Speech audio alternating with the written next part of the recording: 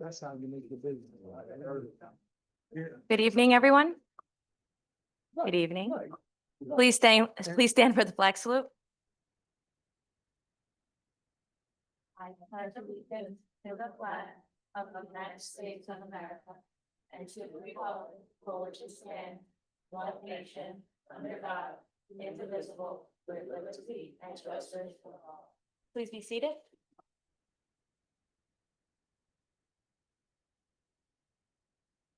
In accordance with the Open Public Meeting Act, NJSA 10:4-6, adequate notification of this meeting has been provided by advertising in the record and posting notice in the Board of Education Administration Building and filing notice with the city clerk. To ensure accessibility, interpreter services are available upon request. Please submit your written request at least 24 hours prior notice to the board meeting to the Acting School Business Administrator, Lindita Agastra, at lagastra@hackensackschools.org.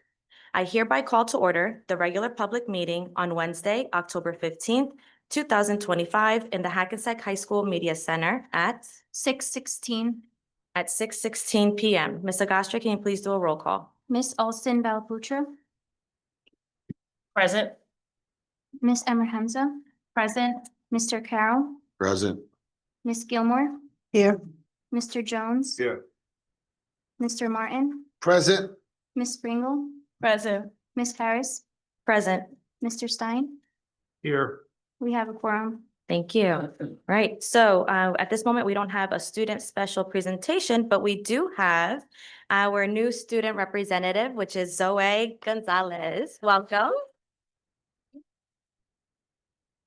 Okay, and she will now give her student report. Good evening. Our Evening. school is off to a flying start with our clubs, activities, sports, and academics in full swing. Earlier this month, the high school hosted a student activity club fair during lunch periods. Students were able to learn more about our clubs and activities during a barbecue-style lunch on our football field. The event also included bounce houses, games, and other fun activities. On October 17th, all grade 10 and 11 students will be taking the practice SAT during school. This will be a delayed opening for students who are not testing. On October 30th, our HHS guidance department will host our college and career fair with over 100 colleges represented. It will take place in the main gym, 7 p.m. to 8:30 p.m., and all families are welcome. Our drop-in center continues to host welcome back events for our students. Events include mindfulness activities, meet and greets, and pumpkin patches coming soon. November 20th at 6 p.m., Grade 8 Open House. This is an event that showcases our high school to all 8th grade families. We will highlight our academics, extracurricular activities, and sport offerings. All right, thank you so much. At this time, be it resolved that the Hackensack Board of Education determines it necessary to meet an executive session on Wednesday, October 15th, 2025, to discuss legal, personnel, student-related matters, HIB reports, negotiations, and other confidential matters. And be it further resolved that these matters will be made public when the need for confidentiality no longer exists. Can I have a motion to go into executive? Motion by Trustee Gilmore. I'll second. Second by Trustee Emmer Hamza. All those in favor say aye. Aye. Oh my God, I can't talk today. Anyone opposed? Okay, so it is, what time is it? 6:19. So I would say a little bit before 8 o'clock, we shall be back. Okay, thank you.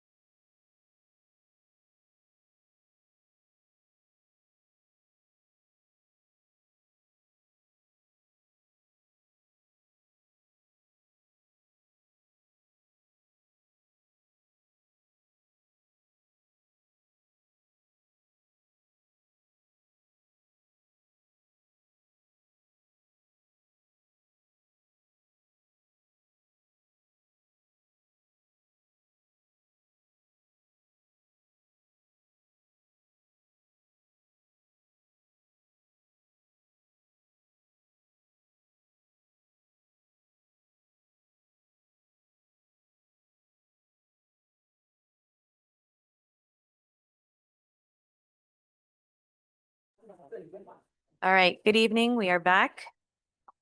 Can I have a motion to reopen to the public session?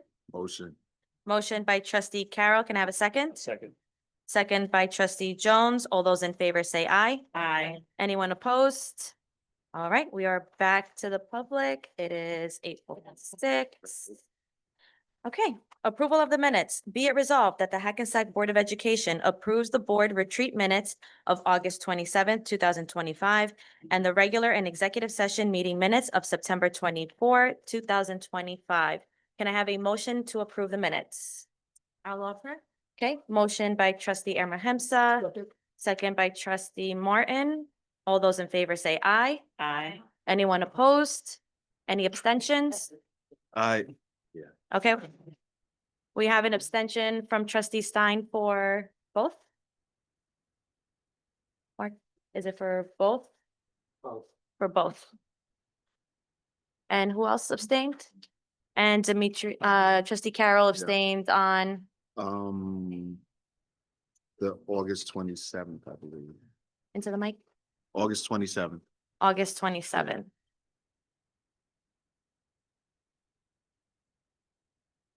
Okay, moving on to our presentation, business report. And our first one is our Anti-Bullying Bill of Rights School Self-Assessment Report by Ms. Nicole Adams and Ms. Heather White Coleman. Thank you. Good evening, President Harris, Board Trustees. Good evening.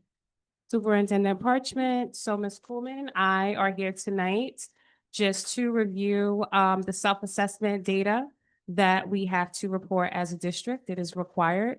So each school does their own individual analysis of the HIB reporting requirements. It's 8 core areas that we report in. That includes training, our reporting procedures, any instances that we have to report, are all a part of the self-assessment. So our district average is based on each individual school submission, and that's how we get our district average. The state requires a minimum of 54 points in order to meet the mandated regulation. Our scores is 71. The maximum score allotment is 78 points. So as you can see, as a district, we are doing well in this area. It's also consistent with our district average from last year as well. I think it's like a 1-point differential. Ms. Coleman, would you like to add anything? Any questions for us? Okay, thank you. Thank you so much.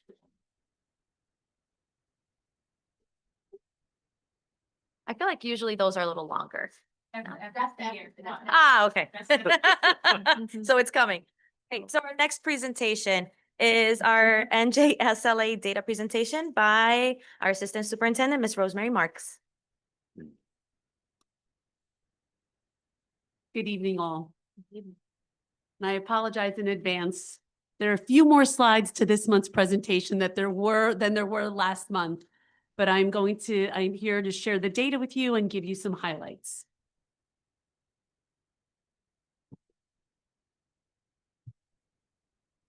So you will see our NJSLA district analysis, the school analysis, demographics, DLM results, as well as the interventions that we have in place in response to this data. Some noticeable noticings, we call them. At the elementary level in ELA and math, proficiency rates have increased 7.7% and 4.7% respectively from the previous school year. A lot to celebrate at both Fannie Hillers and Jackson Avenue, with more than 50% of students showing proficiency in mathematics at grade 4 level. More than 50% of Hillers in grade 3 proficient in ELA. 12% at Parker in 3rd grade exceeded expectations in ELA, and they were 7 points above the district's elementary average. Only 6% of Fairmount's 4th grade did not meet expectations in mathematics, And in sixth grade, ELA is increased by 15%, more than twice the rate of the state since 22-23. In science, scores in all three grades tested increased since 22 through 23, the 22-23 school year. So these are some highlights of our overall district data. We start off with our participation rate, as you could see there, from grades 3 through grades 11. So participation rate is high across the grades, and kudos to 7th grade with 100% in both ELA and math. At the elementary level, English language arts proficiency over time shows from 22 to 23 on your left, on the left side of the screen, 23-24 in the middle, to 24-25 on the right. And here, as aligned with some of the noticings I just pointed out, our met expectations and exceeds expectations was 38.3 and 5.5%, putting us at over 43%. For middle school, ELA performance over time, as you can see, meets and exceeds expectations for the 24-25 school year, also has a slight increase over last year. And still with ELA, we are now at the high school level. Performance over time, with last year showing a slight decrease in those green categories towards the right. And you'll see this data again in a different chart. So here you have it. And this is our ELA proficiency rate by grade, again, over the last 3 years, with the change on the right side for the district and the state.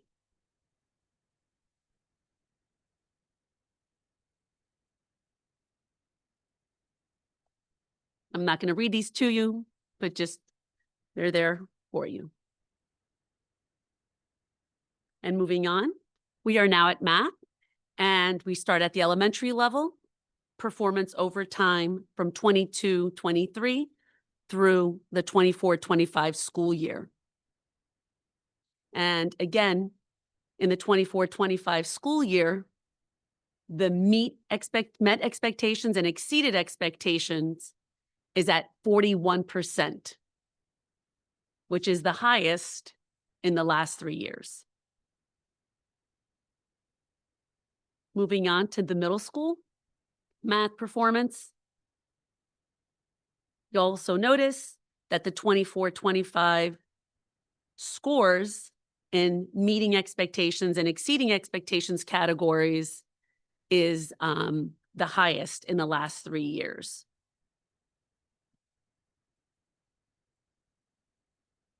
And moving on to high school.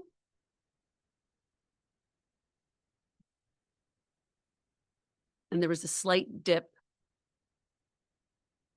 with the other categories showing some minor change.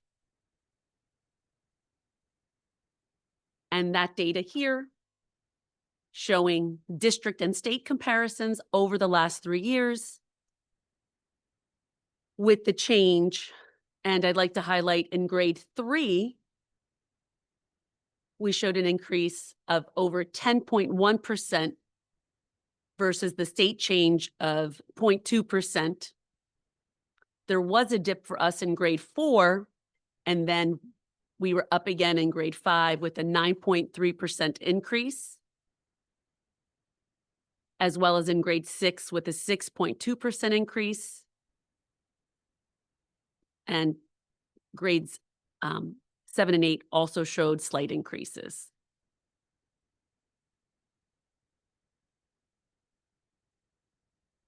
This is our math subject for those students taking Algebra 1, Algebra 2, and Geometry. And this is proficiency over time. comparing the same years.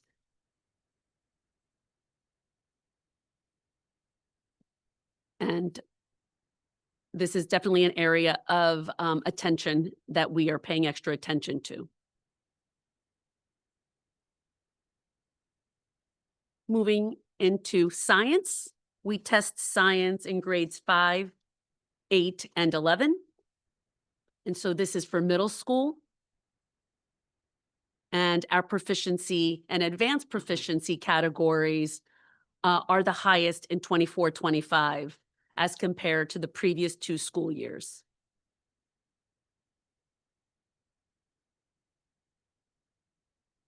And this is our high school science proficiency, again over time, with the proficient and advanced proficient categories being the highest in 24-25 as compared to the previous years. And this is that same data in a different chart. And the change on the right hand, all the way to the right in the last column to the right, shows the district proficiency was up 3.2% as compared to 3.3 with the state. And we're pretty on par in grades 8 and 9, with the change showing increases at all 3 grade levels. We would like those increases to continue and grow, and that's what we are looking forward to. The school analysis, and this is required by NJDOE. And so on this slide, you'll see our elementary ELA scores for grade 3, starting on the left with Fairmount School, moving to the right to Parker, then Hillers, and then Jackson.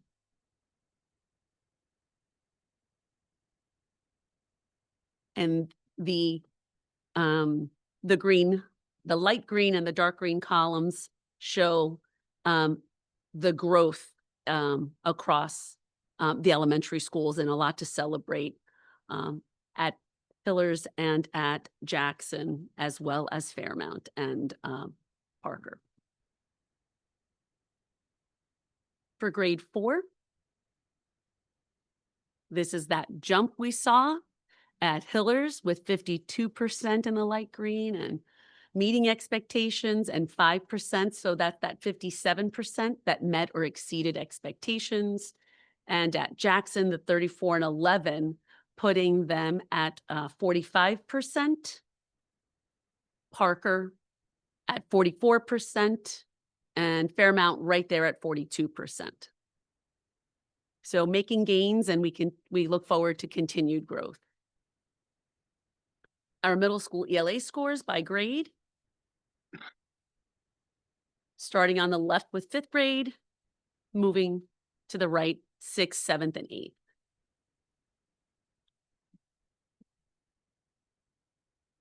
And our high school ELA scores.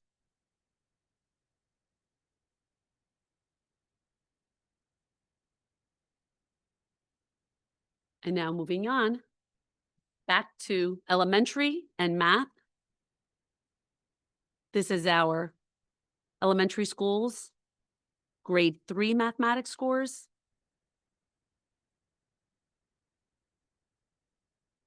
And again, really celebrating seeing the meeting and exceeding expectation columns growing at Jackson Avenue School, the meeting and exceeding at 52%, at Hillers at 50%, Parker at 43%, and Fairmount at 35%. For grade 4, mathematics, again, seeing consistency at Jackson with 47% of grade 4 students meeting or exceeding expectations.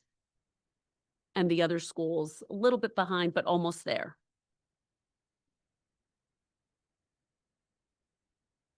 Middle school scores.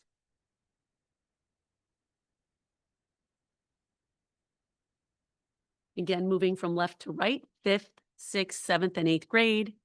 And you will see us speak to the interventions responding to these scores in just a few slides.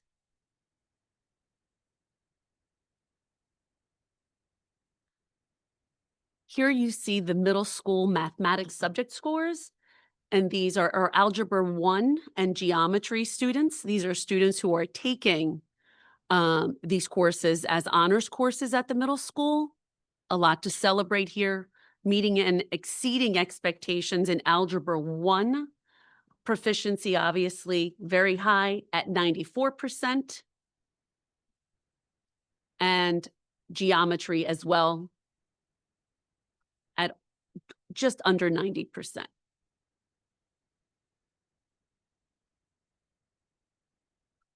High school mathematics scores. From left to right, you see Algebra 1, Algebra 2, and geometry.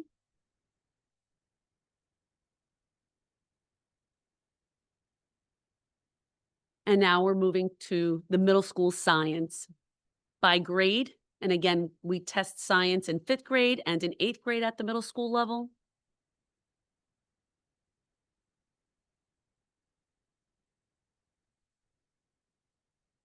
And our science high school scores for the science taken in grade 11.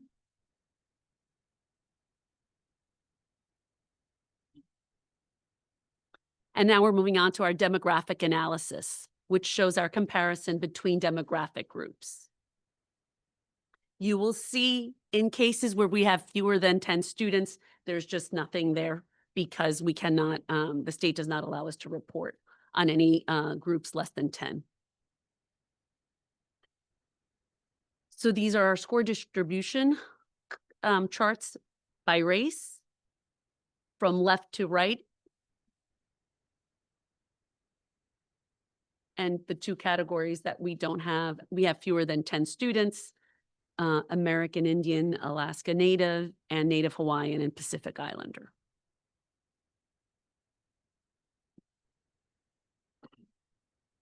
Moving forward to mathematics score by race. Again, the two subgroups remain fewer than 10, as in the previous slide. And you see proficiency, meeting expectations and exceeding in the light green and dark green columns.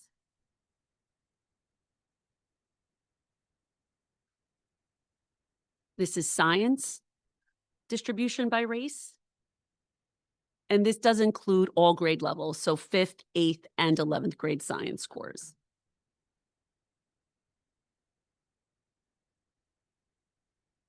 ELA by program. This is where we look at scores according to the program students are enrolled in. On the left, multilingual learners, moving to special education. In the middle, we have 504 plans. And to the right, free and reduced lunch program and general education.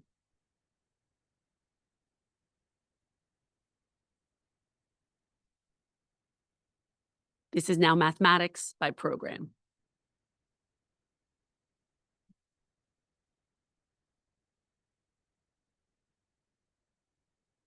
And science by program.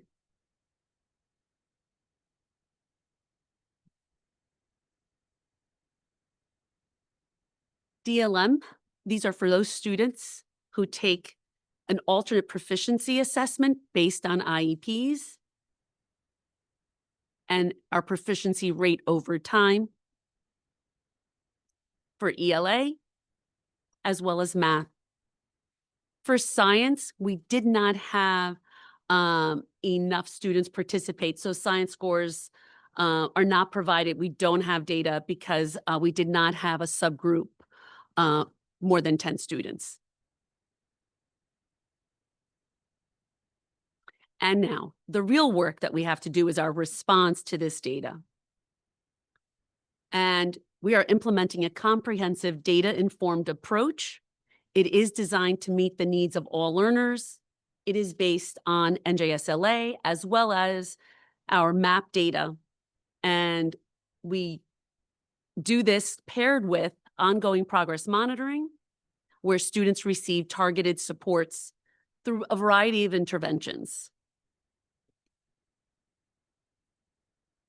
Before I get into the interventions, I will highlight that you will be seeing some patterns with the interventions K-4, 5 through 8, and at the high school level, where we focus on Tier 1 instruction for all students, personalized learning, some reading specialist support, as well as tutorials and after-school support. So for strengthening Tier 1 instruction, we are focusing on standards aligned small group instruction using our curricular materials. For multilingual learners, they will continue to receive rigorous standards-based ESL instruction, and the goal for them is increased English language proficiency. All subgroups will have the benefit of using adaptive literacy platforms and reading, and they will also get reading specialist support across our elementary schools that either use a pull-out or a push-in model to support decoding, fluency, and comprehension skills.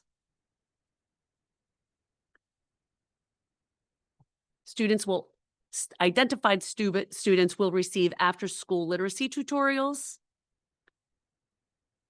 All students have dedicated blocks of time built into the school day where teachers deliver targeted literacy interventions, as well as enrichment and reteaching opportunities, and progress monitoring consisting of regular assessments and data reviews to inform instruction.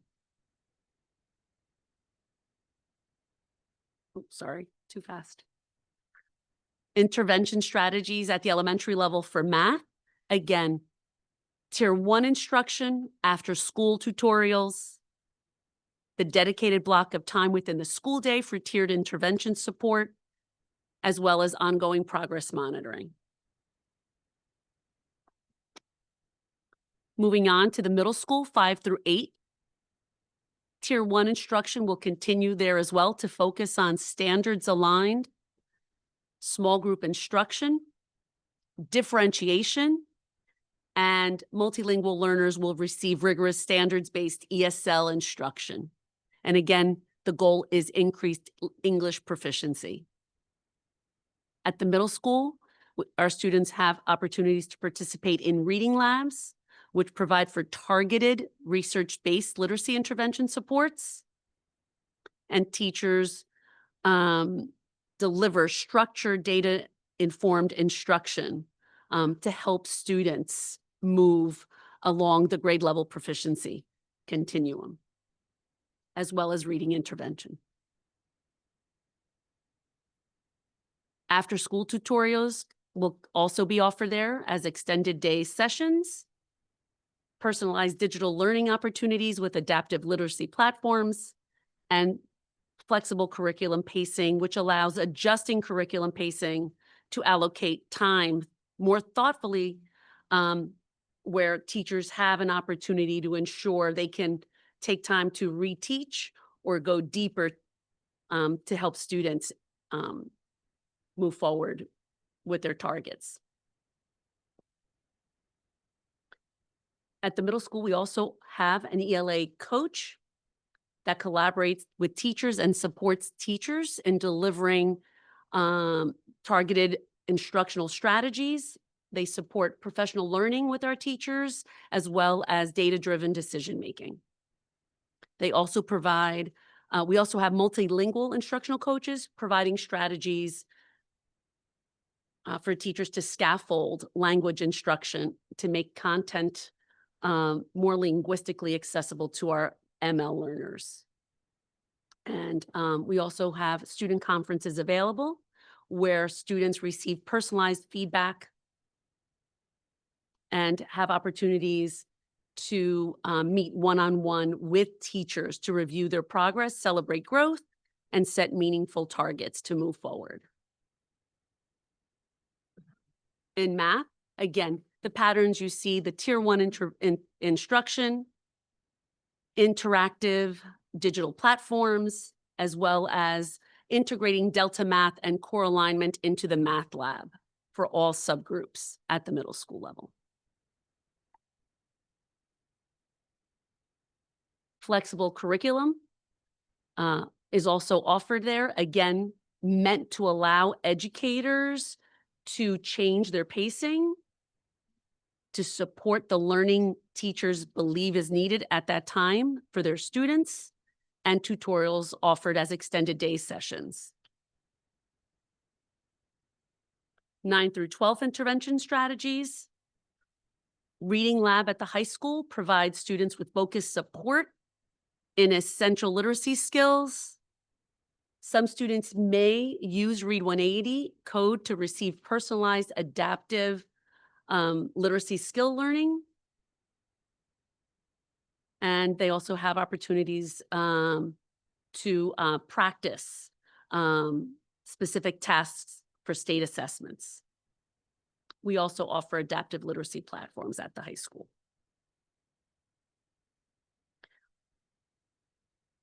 We also have an ELA coach that collaborates with teachers at the high school and also use student conferences, again, to have students meeting with teachers for personalized feedback and one-on-one conversations.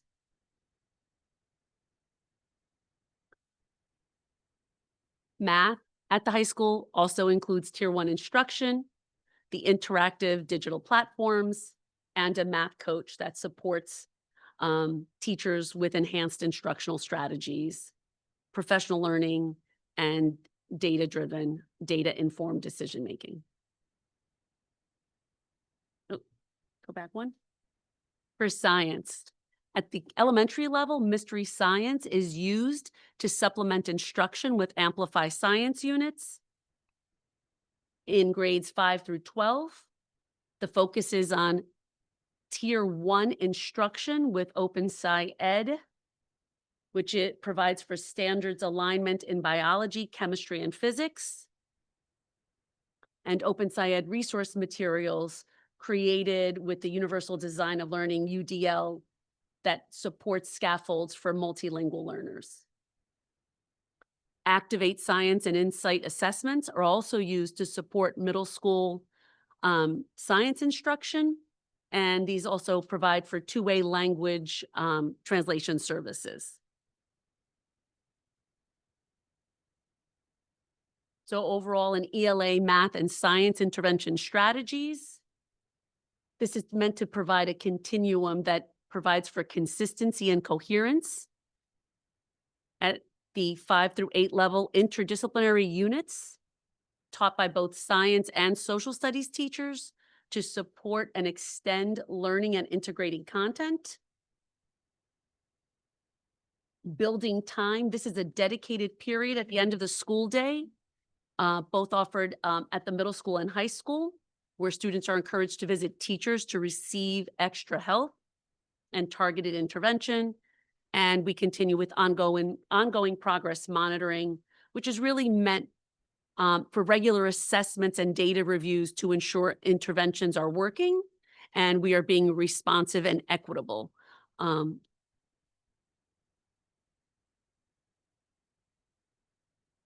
that's what we have for you with our NJSLA data and response to intervention.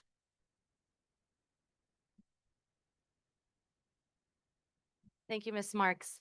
Are there any questions from the board or any comments? Is my mic on? Just wondering, Hello? definitely, good to see where there were a lot of improvements, especially across our elementary schools. And just wondering if are some efforts to do some peer collaboration across the elementary schools, for example, where you might see a marked improvement in Hillers, for example, over some of the other schools, if that's happening to help.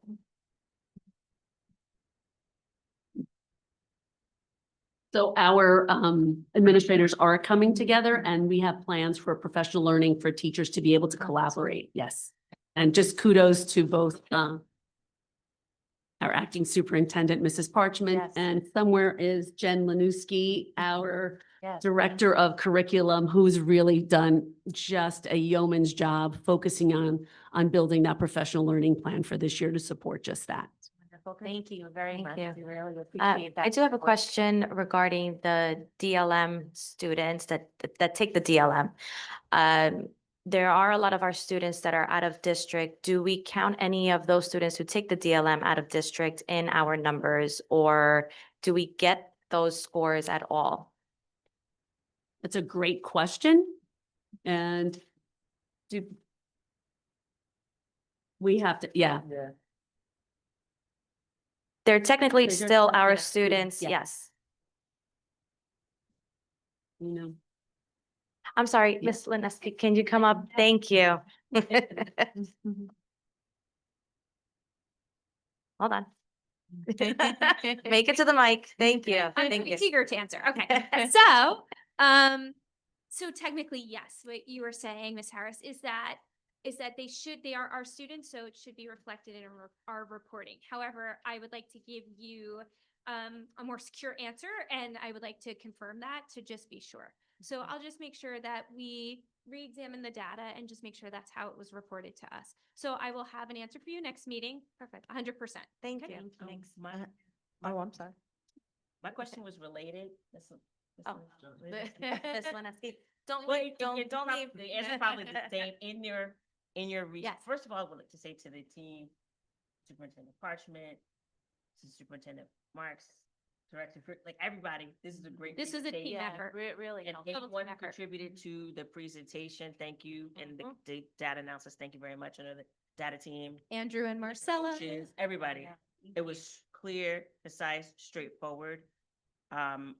One, I would like to know, does the data contain students who are not educated at these particular schools? So if they're out of district at any grade level, are their scores included again where students weren't educated in our schools? That's number one.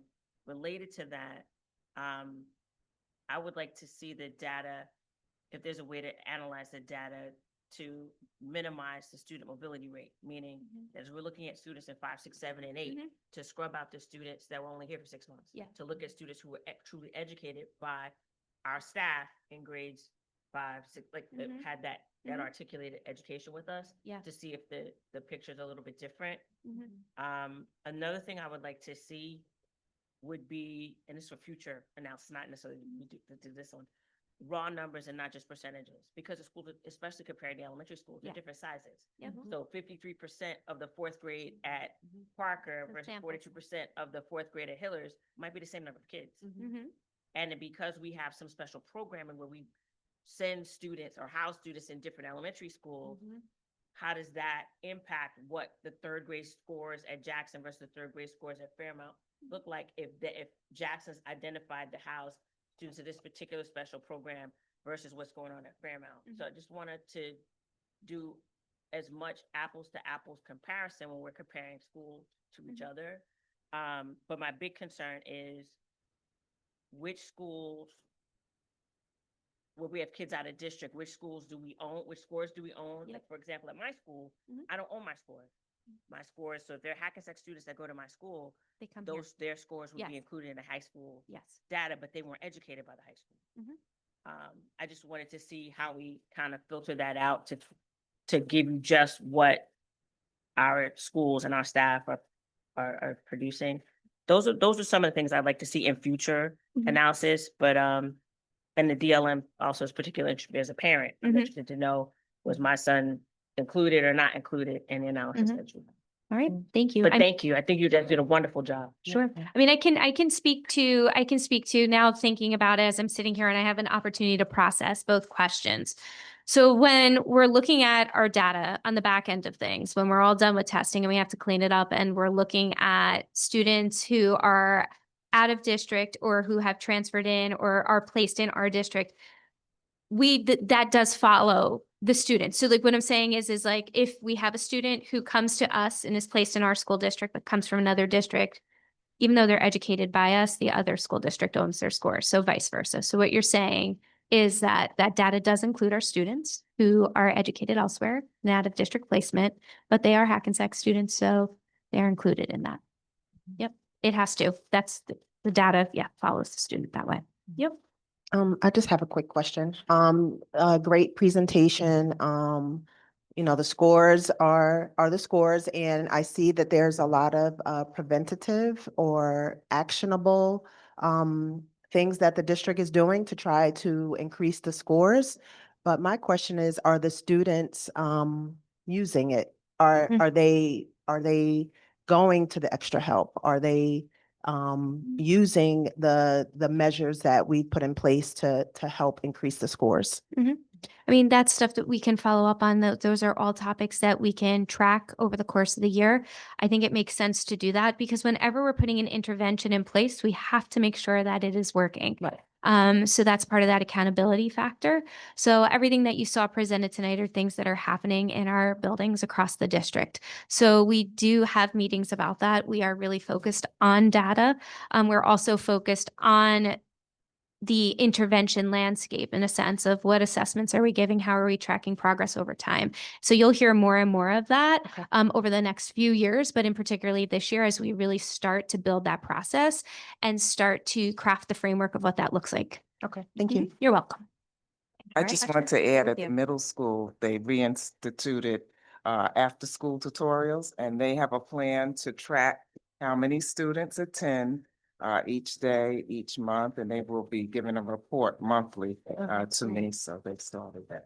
Thank you. And I just, Yes. my faux pas, just a special thank you because appreciate the comments on the way the presentation was created, and it would not have happened without our data analyst, Andrew Jenkins, Miss Moncloa, please stand, Thank you. and Miss Lanuski as well. So just when we say a team effort, it really is a team effort. Amazing. Thank Really you. helpful Appreciate it. presentation. Thank you. Up next, we have a presentation for our middle school athletics, and that is with Mr. Gordon Whiting.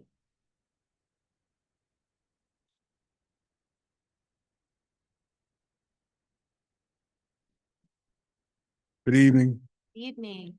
Thank you for having me here tonight.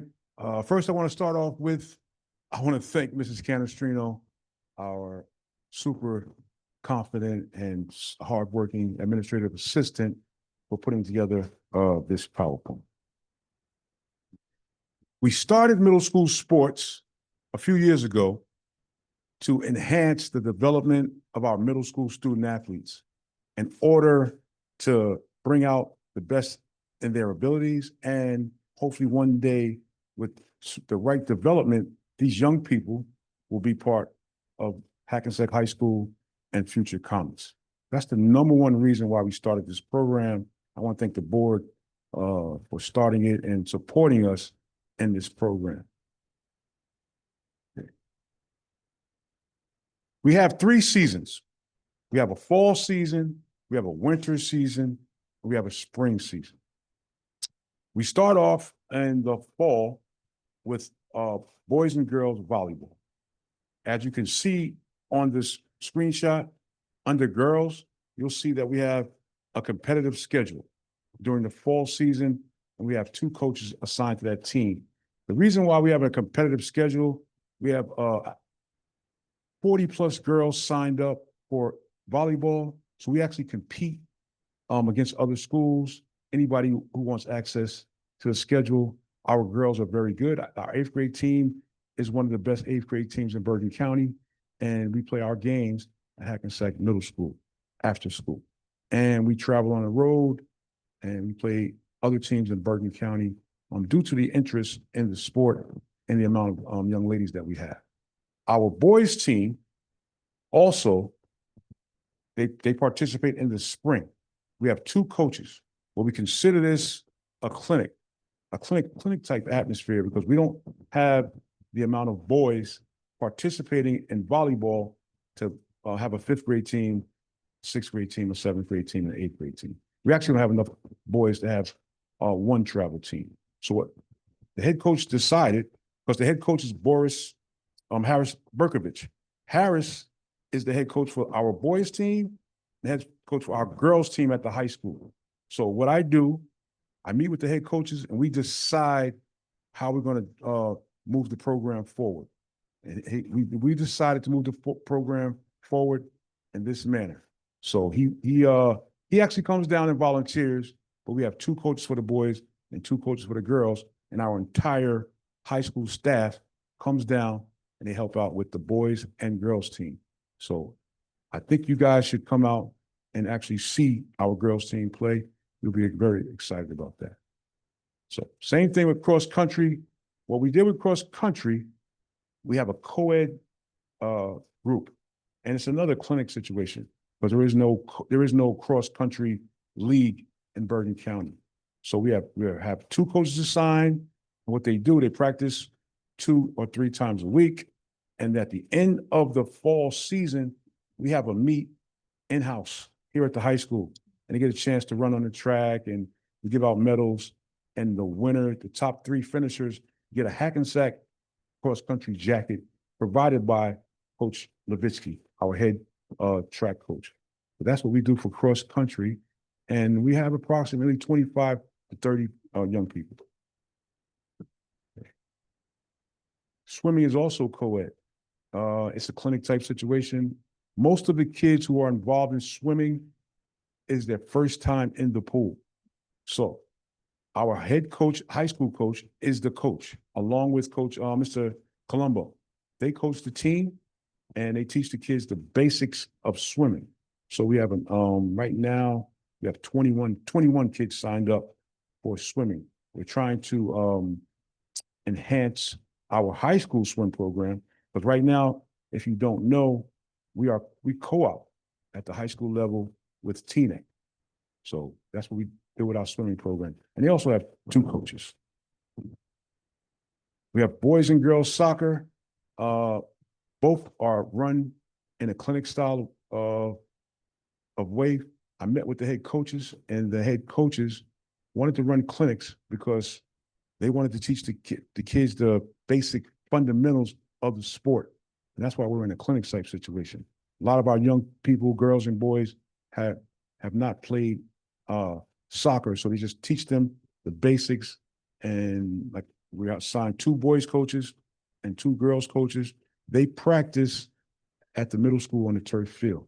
And also, the middle school principal designed a practice schedule where kids can sign up for more than one sport.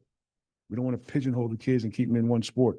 So you can play more than one sport because the schedules are set up for you to be able to sign up for soccer and swimming or cross country and another sport. I think that helps us because it exposes the young people to different sports. Basketball. During basketball season, if you notice on boys basketball, it's during the winter and it's competitive schedule.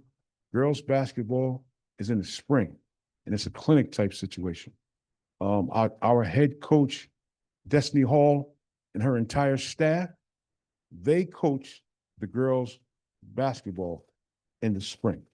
So they go down there and they teach them everything the high school team would learn. And the reason why we don't have a competitive schedule is I met with Destiny, and we only had 15 girls signed up last year, and 7 to 10 were there on a regular basis. So Coach Hall and I decided this is what we're going to do. We're going to try to develop the girls, develop the program, and provide them with outstanding coaching, as the 4 coaches on the girls' side all played college basketball, and they are actually our actual high school coaching staff. So the girls get a chance to meet and work with our high school coaches. On the boys' side, we normally have 60 to 70 kids that try out for the team. We have a 5th grade team, a 6th grade team, a 7th grade team, and an 8th grade team. And they also have 4 coaches, and they work on a competitive schedule. And the kids who don't make that team, our coaches continue to work with them in a clinic type situation. So that's how we handle boys and girls basketball. Next up, we have 1 cheerleading squad. Our high school head coach, Mia Mitchell, is the head coach of the cheerleading squad. And she is a Hackensack High School graduate, and she actually is coaching 2 teams at one time. She coaches the high school team, then she coaches the middle school team, and our middle school cheerleading squad, they cheer at volleyball and they'll cheer at basketball games. And Mia Mitchell runs that, and they also have another coach that works with her. During the spring, we don't actually have a softball team or a baseball team.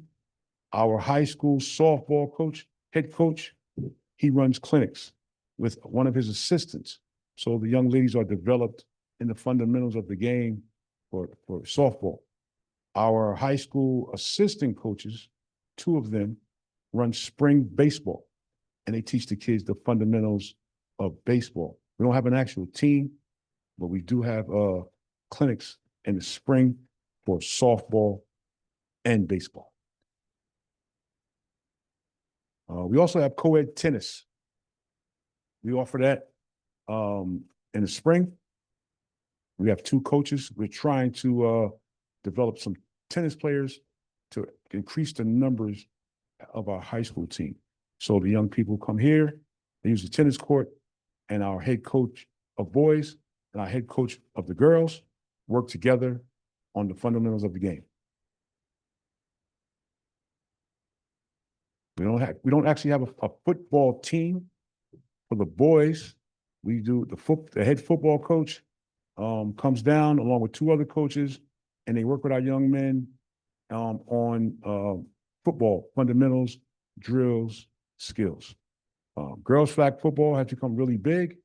Last year, we had one of the better teams in Bergen County, and we're going to have a spring season for them. Our head coach at the high school will be one of the coaches, and she will have an assistant, and we'll have a girls flag football in the spring.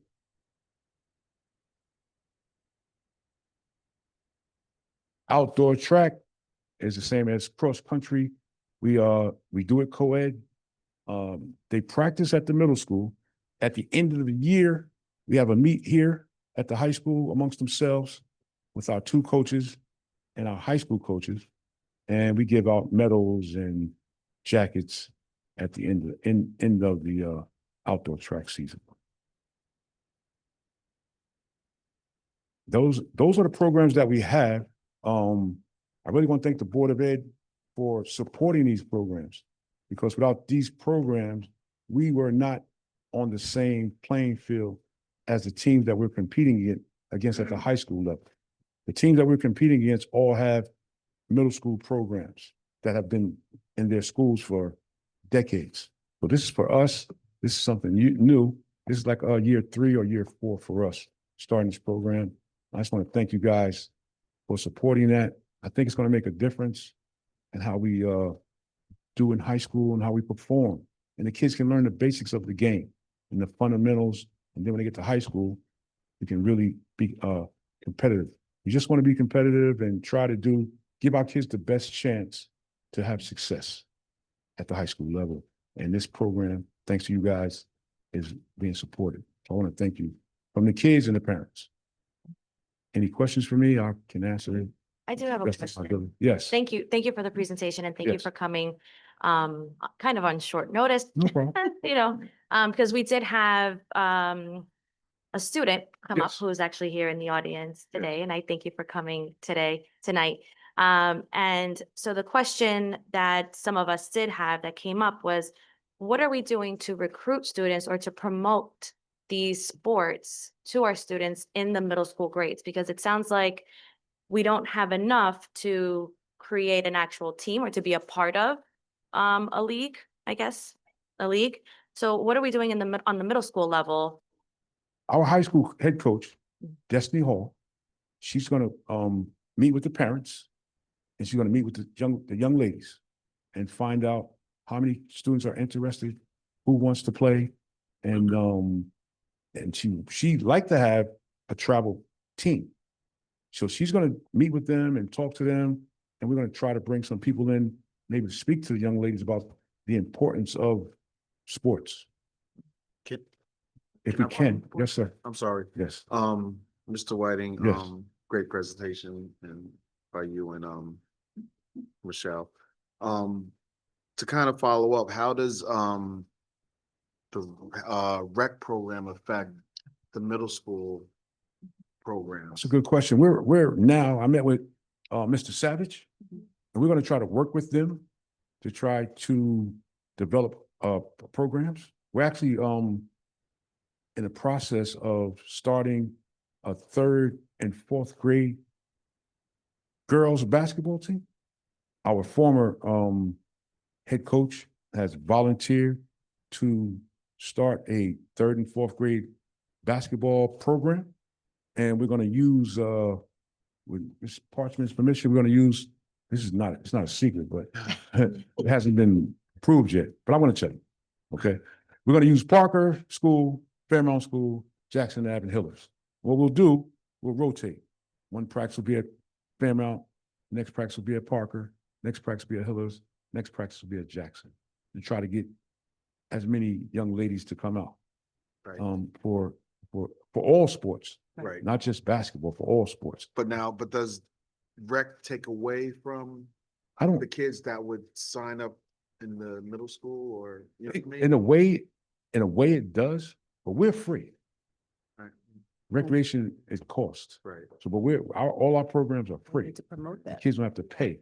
So we tell them that, they know that in school that it's free. But that takes away from, It takes away from, them. it may take away from their program. So that's why we're trying to work together. right, that's my point. Yeah, so that we're not taking away from them Right. and they're not taking away from us. So we're gonna try to work together. And I met with Mr. Like I said, But that would Mr. Sutton. affect the numbers too. yeah, it kind of would affect the numbers, but this is an historical problem. We're gonna talk honestly.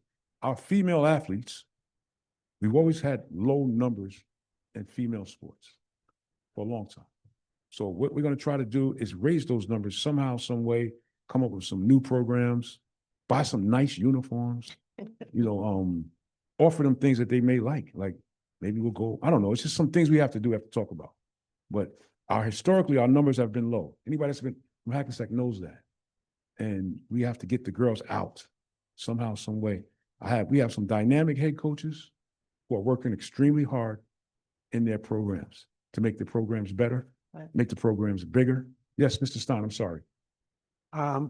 With respect to 3 sports. Yes, sir. Specifically, baseball, softball, and football. Yes, The city has junior programs. yes. Are we competing with the city?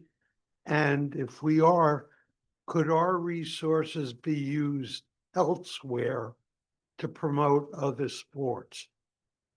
We actually aren't competing because we practice at 3:00. We go from 3 to 4:30. Recreation normally starts at 6 with their programs on the weekdays. So we're not competing with them actually because we start a little bit earlier. So we're not competing with them. So as far as moving our resources to other sports, we could, but I don't even know what other sports we have at the high school. We have bowling that we don't have in the middle school. We have, and golf. Golf. Those are the 2 things we don't have at the middle school. Right. We have tennis, we have tennis, we have track, we have everything. Well, crew is not, it's not a sport, it's an activity. Yes. Is there an opportunity to, I don't know, I'm just thinking back of, when Caitlin Clark came into the league, all the excitement, all the little girls wanting to play basketball. Is there any opportunity to, I don't know, just get them excited?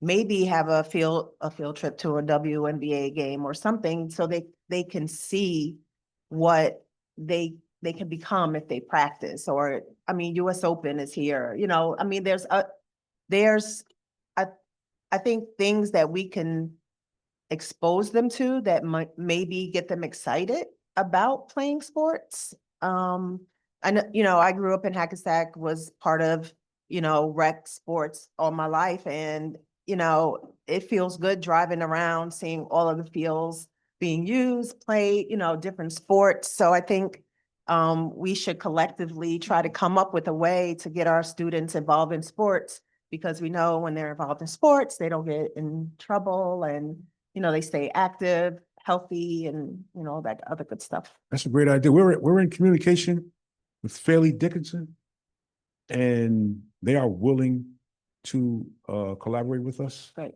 on a lot of different areas. Right. Even like allowing us to play a game there, having their people come over here. They've used our gym to practice. Yeah. We've used their gym to practice. So, I mean, we're in collaboration with them. Yeah, Their, girls' basketball team is willing to come over. nice, I spoke to the AD. Just a few things that we're trying, right. but it's just we gotta get it up and going. Right, You know, at the because I same- witnessed the excitement that the band kids even felt when we watched Morehouse practice. They Yeah. were like fans, they were excited and you know, when the Morehouse kids came over to talk to them, you know, it was just organically good, you know, and I think if they are exposed to that more and more, that it will just, you know, catch on, I think. That's a classic example. The Morehouse band, Mhm. that was something that happened, that just happened for us. Yeah, You yeah. know? No, it was great. So It was great. there's things like that we can do. We're trying to do things. Okay. It just takes a little bit I'll of let you know time. how we can help. Yeah, you guys are always supportive. I'm never worried about that. You're always supportive, and it just takes a little bit of time. We keep working. Yes. One of the things that, what experiences I treasured as a high school student, I didn't at the time, but I do now, was as a Hackensack High School cheerleader, volunteering with junior cheerleading with the rec. That part of my obligation and responsibility was to work with third, fourth, fifth, sixth graders to help them build certain skills. I think creating more opportunities for not just our coaching staff, but for our students to pour into students who are younger than them.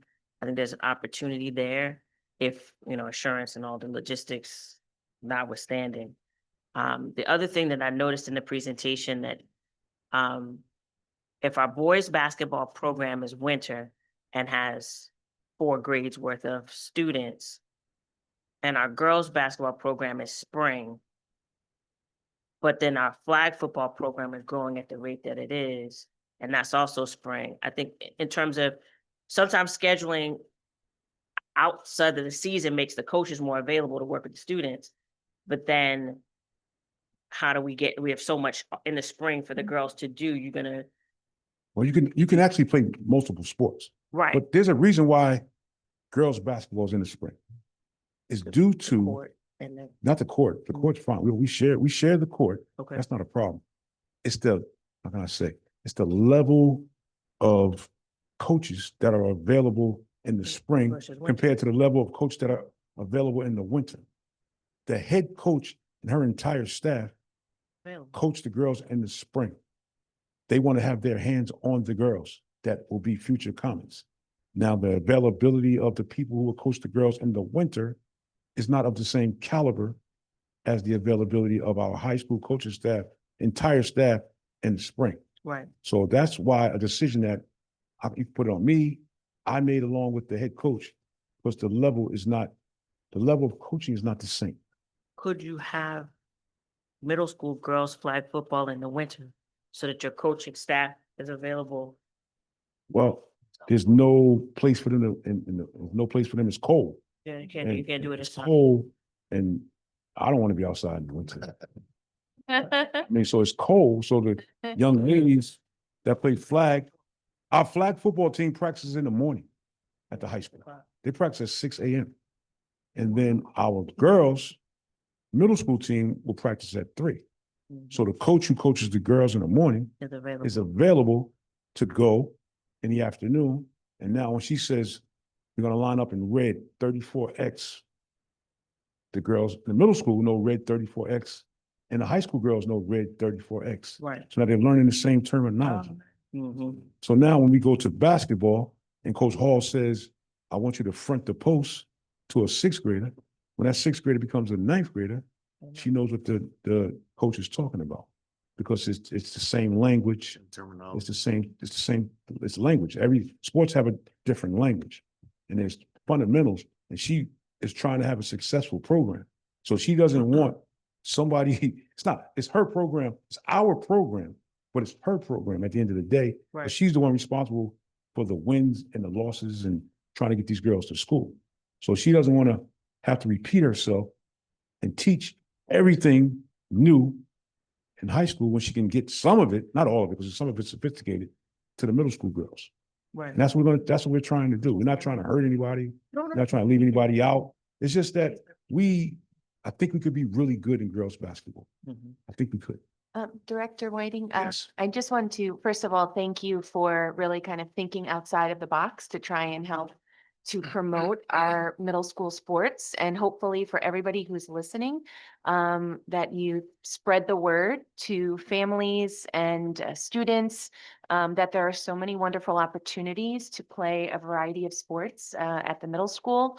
And I also want to commend you and Mr. Savage for thinking about ways for the schools and the city's program, the rec program, to really partner together. I think that's a great example of how we can really collaborate. And Mr. Savage did mention at our Community Relations Committee meeting last week that he was meeting with you, and it just sounds like there's some really exciting opportunities. You know, we also talked about ways to try and bring in some WNBA players to really try and get some of our girls excited about basketball. So really just wanted to thank you, and also to our student who raised this really important need. It's really important that we hear from our students and their families. So thank you for that as well. Madam President, if I may, we might be a little out of order, but can we hear from our student? She may have questions. And while Mr. Whiting's here, he might be able to answer since she's been here all night and have school tomorrow. Give her that opportunity. Only If you don't- if you wanted to speak. Thank you. Thank you for having me. Thank you, we Thank appreciate you. it. You don't have to speak. No, no, that's what I said. I'm not forcing them. Thank you so much. Did you want to speak? Yeah, come on up. Absolutely. So my question is, why is it only a clinic and not very, like, why is it just a clinic and not competitive, I guess, in a way? Or what sport in particular? Basketball. For basketball? Mr. Whiting. The amount of kids, the number of kids, yeah. Yeah.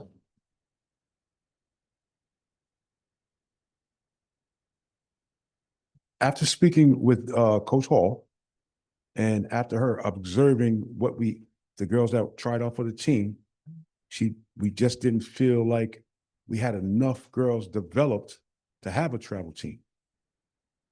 That was the reason behind it being not a travel team as of right now. Now, our goal is if we have enough girls that we develop, we can have a travel team.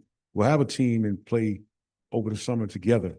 And after she works with them, and I think she can do it. I just have a lot of confidence in her. And I believe in what she's saying. So we need the numbers to increase. She's going to work on the numbers increasing.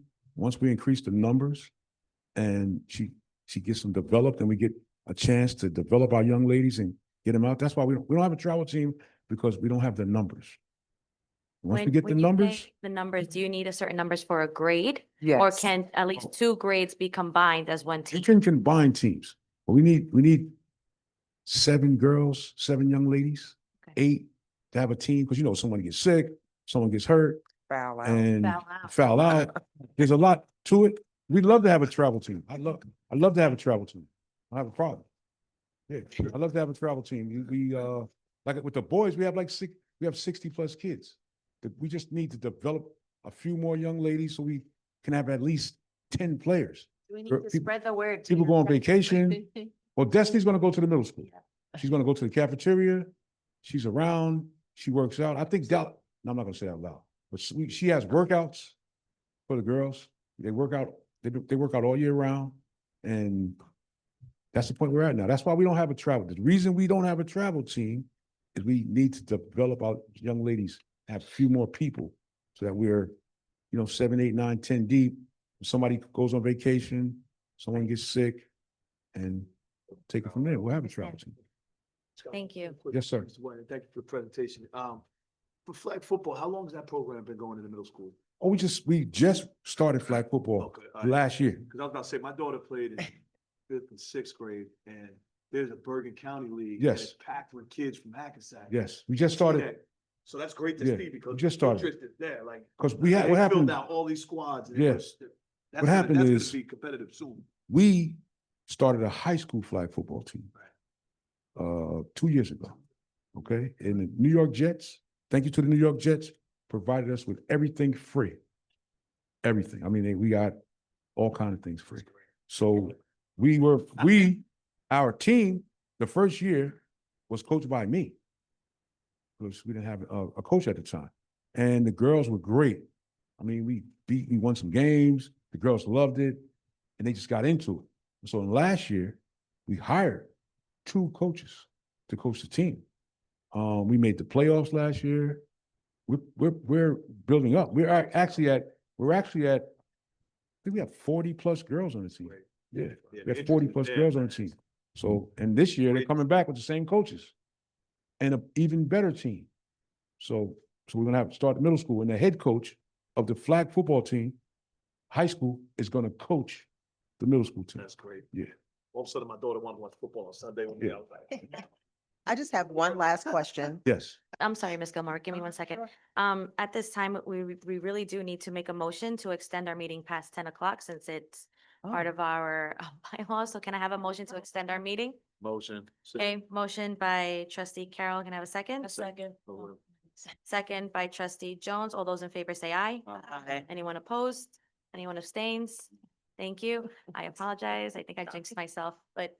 go No, ahead. I just have one question. Yes. I know we say we don't have the numbers, we don't know why. Have we asked the girls why they don't want to play sports? Have we just asked, like, why don't you want to play?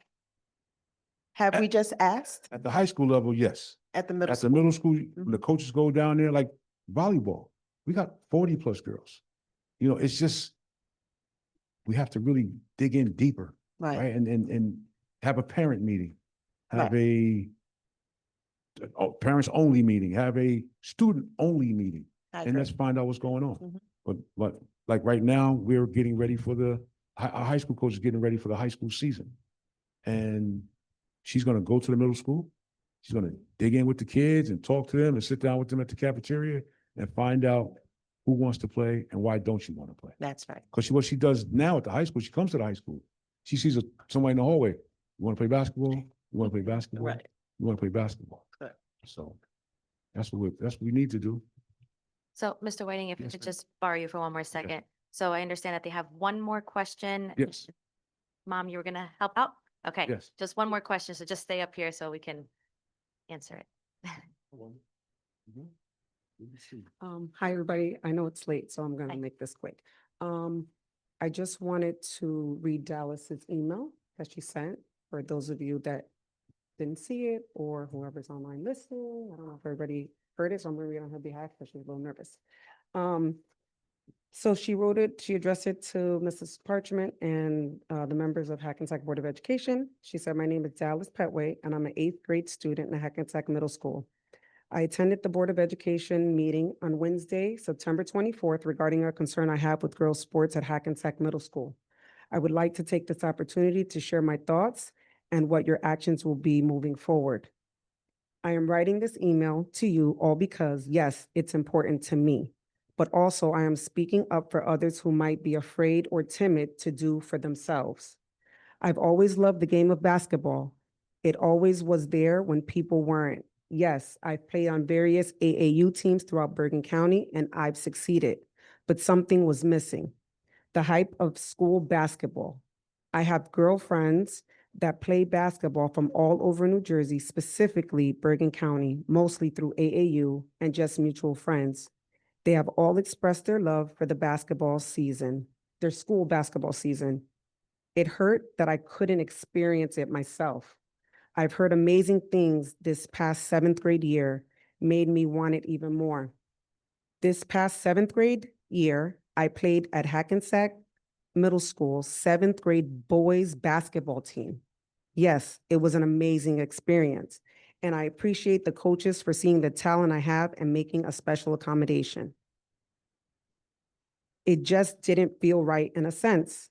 The way I felt when I was playing didn't feel the same as when I was playing with girls.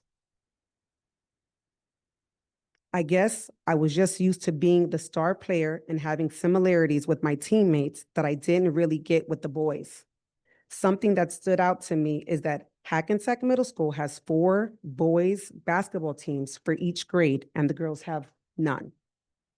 So I am formally introducing my idea for a girls BTBL team at Hackensack Middle School. If you could please email me back regarding any updates, that would be amazing and greatly appreciated. Have an amazing rest of your week, and if I don't get an email back during that time span. So the reason I read her letter was because Dallas loves basketball, like a lot of the girls.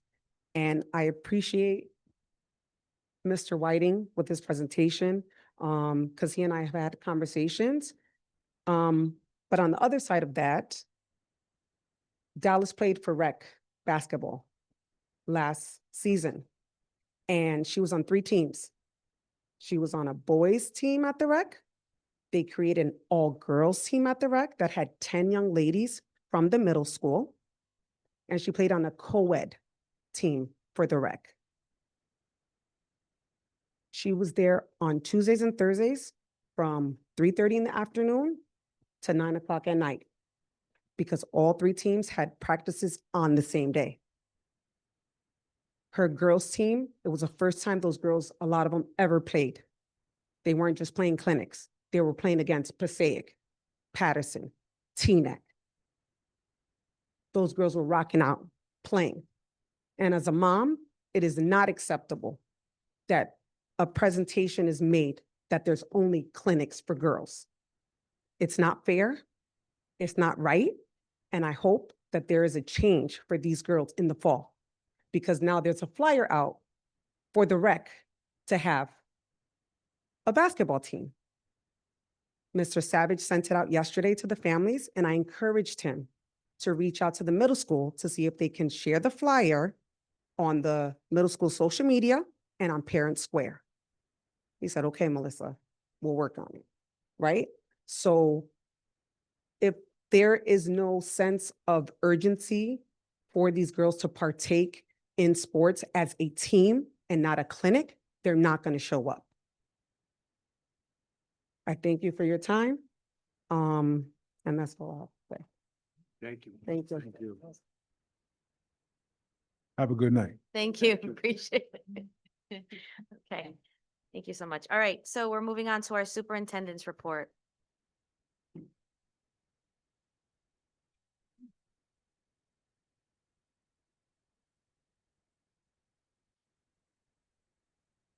Good evening, everyone. Good evening. I would like to share the enrollment report. We have a total of 5,104 students enrolled.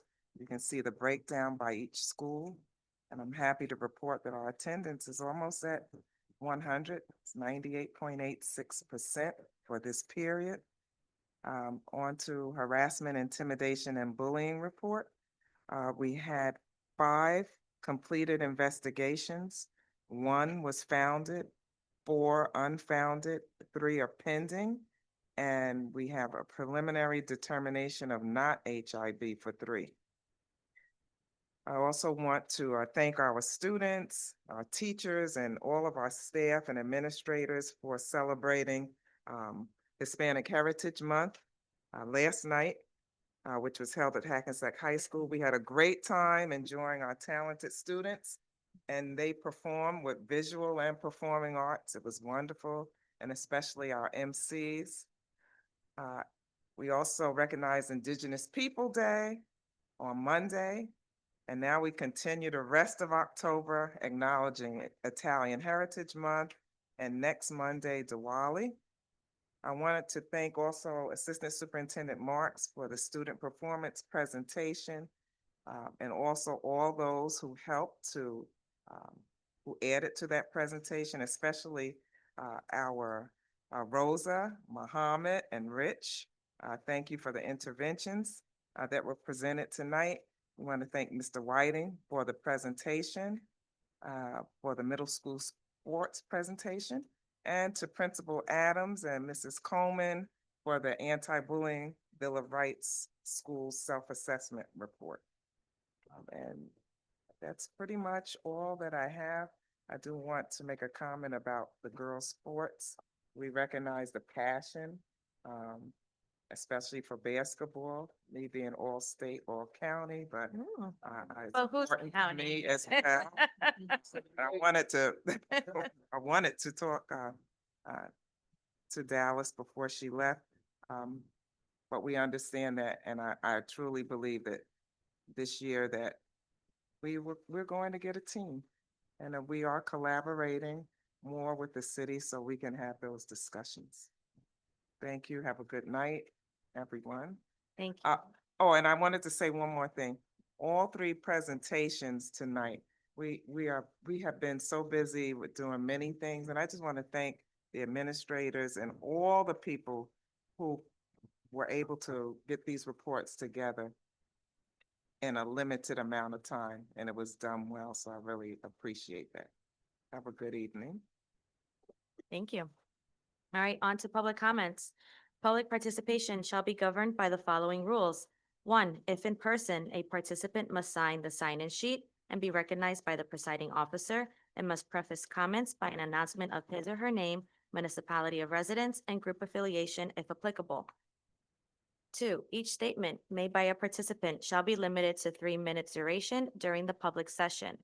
3, all statements, questions, or inquiries shall be redirected to the presiding officer, and any questions or inquiries directed by a participant to another board member shall be redirected to the presiding officer, who shall determine if such statement, question, or inquiry shall be addressed by the presiding officer on behalf of the board or by the individual board member.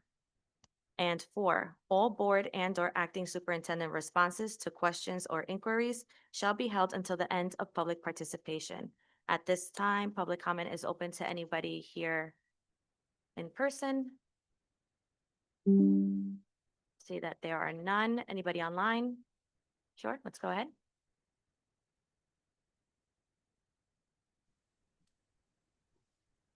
Hello. Yes. Hi, good evening. My name is Randy Convery. It's my first time attending a Hackensack Board of Education meeting. My son started pre-K 3 last week, so I'm excited to just learn more about the district. I was once on the other side of the table as a Board of Education member in Perth Amboy, and I just want to thank everybody for the time and commitment that it takes to be on the board, especially at this hour of the night with these later meetings, and thank you to the staff. So I just wanted to again just briefly introduce myself and offer my support from a parent's perspective now, in any way that I can, whether volunteering, joining a committee. So if I can share my contact with anyone, please feel free to reach out. Thank you so much. Thank you. Okay.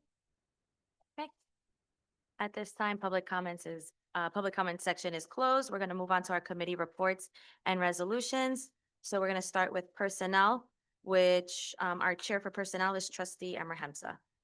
Thank you, Madam President. Before I begin, I would like to make a motion to table personnel items S3 and S4. If we could have a vote on that motion. Sure. So we have a motion from Trustee Emmer Hemsa. Can I have a second? A second. Second by Trustee Pringle.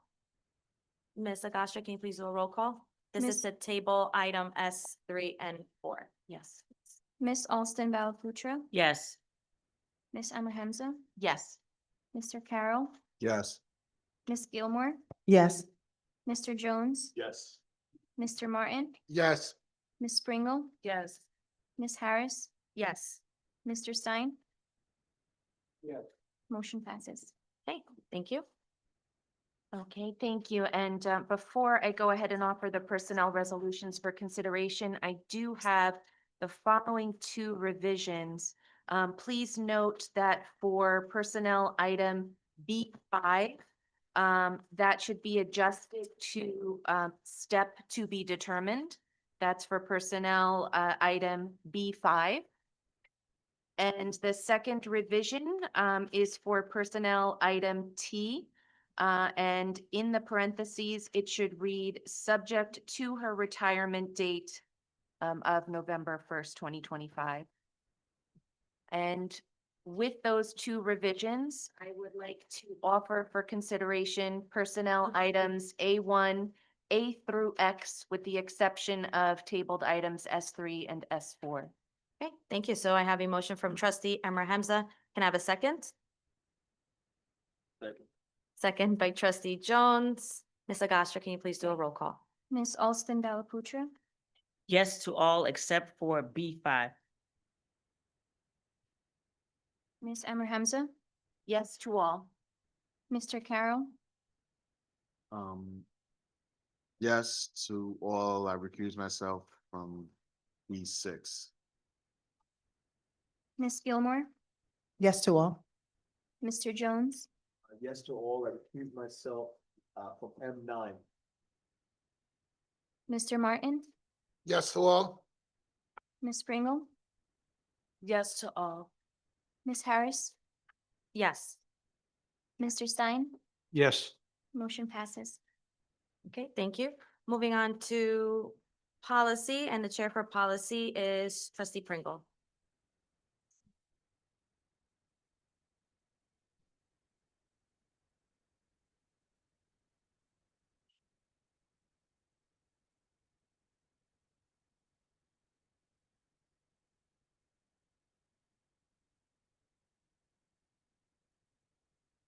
Sorry.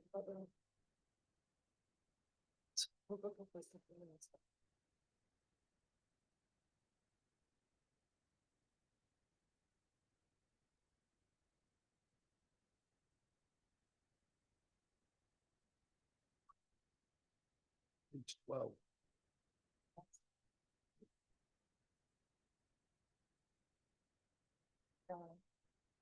I'm sorry. Okay, so policy, I would like to motion for the first read.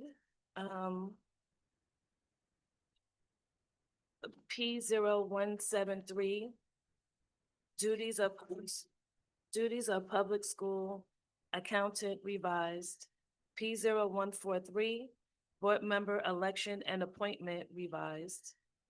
P1636.01. Notification of promotion, new job and transfer opportunities. P2422 statutory curricular requirements revised. P5339.0 student sun protection, new. P6620 petty cash. And that's all the highlight for policy.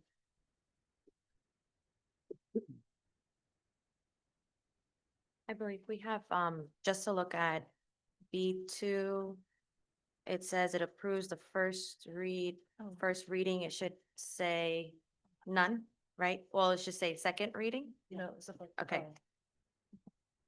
Just to note for Thank the you. future. Okay, thank you. Okay, so we have a motion by trustee Pringle. Can I have a second? I'll offer it. Okay, second by trustee Amor Hamza. Ms. Agostra, can you please do a roll call? Ms. Alston Delaputra, Yes. Ms. Amor Hamza, Yes. Mr. Carroll, Yes. Ms. Gilmore, Yes. Mr. Jones, Yes. Mr. Martin, Yes. Ms. Pringle, Yes. Ms. Harris, Yes. Mr. Stein, Yes. motion passes. Okay, thank you. Moving on to curriculum, and the chair for curriculum is trustee Pringle. I would like to highlight C17. I would actually like to explain C17 because this is actually some good news. We are proud to announce that Hackensack Public Schools have been awarded 2 competitive grants from the New Jersey Department of Education that will significantly enhance literacy and learning opportunity for our districts. First, Hackensack has received $200,000 through the Impact Grant, instructional materials for professional advancement and coherent teaching grants, This funding will help to strengthen K-5 Tier 1 literacy instructions by providing access to high-quality research-based instructional materials and professional learning to empower our teachers.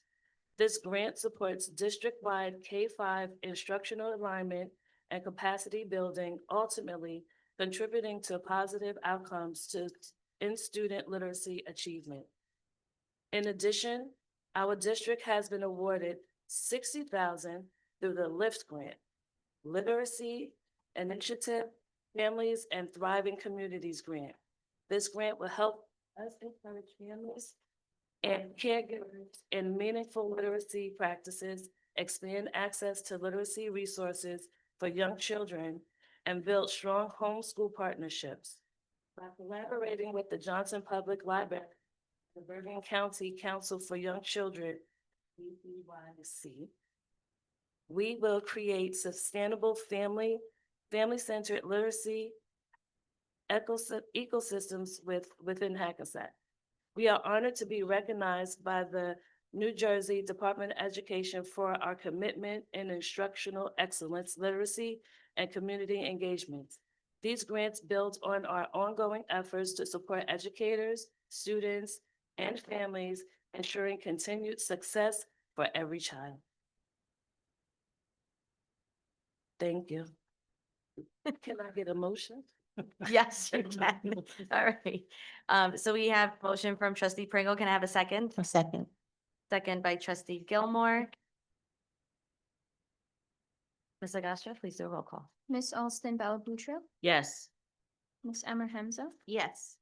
Mr. Carroll, Yes. Miss Gilmore, Yes.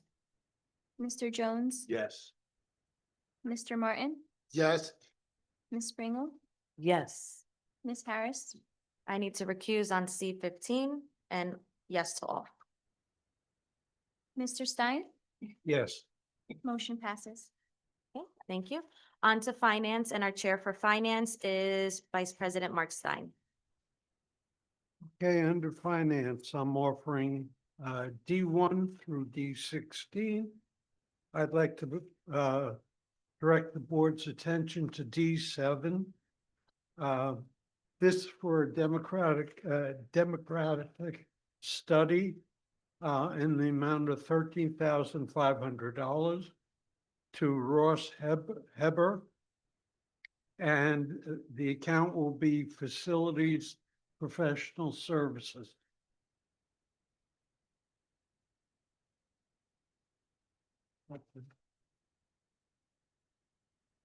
So we have a motion from trustee Stein. Can I have a second?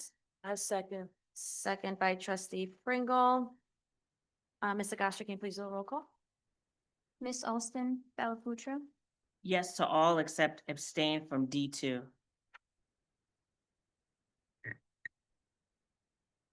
Miss Emmer Hemza, Yes to all. Mr. Carroll, Yes. Miss Gilmore, Yes. Mr. Jones, Yes to all. Mr. Martin, Yes to all. Miss Pringle, Yes to all. Miss Harris, Yes. and Mr. Stein. Yes. Motion passes. Okay, thank you.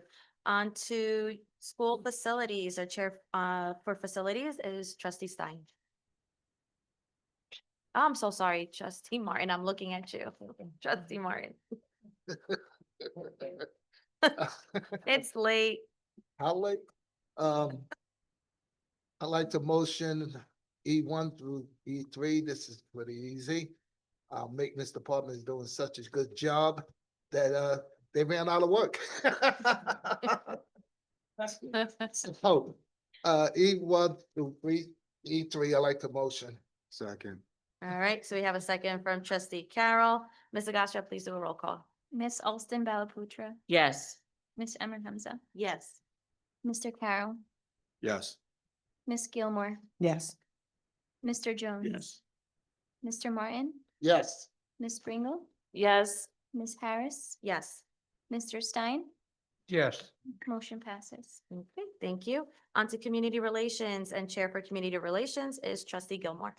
Hi, good evening. The Community Relations Committee met last Thursday but I did not attend. I was out sick. But trustee Amr Hamza ran the meeting for me, and I'm told that they made some good progress towards a mission and vision statement for the Community Relations Committee. We definitely want to have the right mindset on how we want to support the community. So a way in which we do that is have a mission statement so that we know that we are on the right path to what we're trying to bring to our community. And we are still planning for our upcoming community health fair. So no new developments there, but as soon as we have some, I will share. That's it. Thank you. Thank you. All right, other committees, just an update, our joint board and city meeting will actually be meeting tomorrow. So we'll give you an update at November's meeting in terms of any outcomes. On to new business. New business. I'm glad you brought that up, Okay, Madam go. President. As I'm sure the board is aware, within our budget lines, we spend close to $8 million to send Hackensack students to charter schools. This is something that was placed upon us as a board by the state legislature. I think they owe us the money back since they're paying. They have extended to our taxpayers to pay for charter schools. I do not offer this as a resolution at this time. What I'm asking the board right now is to think about this. Think how we can implement it, how we can say to the state, you created this, it's your responsibility to reimburse the Hackensack taxpayers to close to $8 million. And I leave it now in the board's hands to discuss by yourself. And then we will have a further discussion as a total board. I will offer if anybody wants to give any comments in regards to it, any discussion at this point. None? Okay, so we will discuss it again Yes, in November. you will hear from me I know. again. I know we will. Okay, any other new business? Okay, I see that there are none. Moving on to our second public comment section. Individuals may address the board on agenda and school matters of community interest for 1 minute. Is there anybody in person that would like to speak? I see that there are none. Is there anybody online? Okay, let's go to the online participants. Good evening. This is Donna West. I just had a quick question. No, more of a comment and then a question. I'm sorry, I don't think we heard your name. Donna West. I'm sorry, I'm Oh. homesick, so sorry. Poor thing. I have to preface by saying that our male custodians do an amazing job and, doing things around the school. But I was wondering if we could possibly entertain the idea of like female floating or floaters, only because I think that they would give that extra touch to the bathrooms, if you know what I mean, the women sitting up there on the dais. And so I was just wondering if that's something that we could actually consider, having female floaters perhaps that would clean the bathrooms just a little bit more in our schools. Thank you. Thank you. Anybody else online? Okay, public comment is now closed. Moving on to board comments. Okay, I'm gonna change it up. Trustee Gilmore, you can go ahead.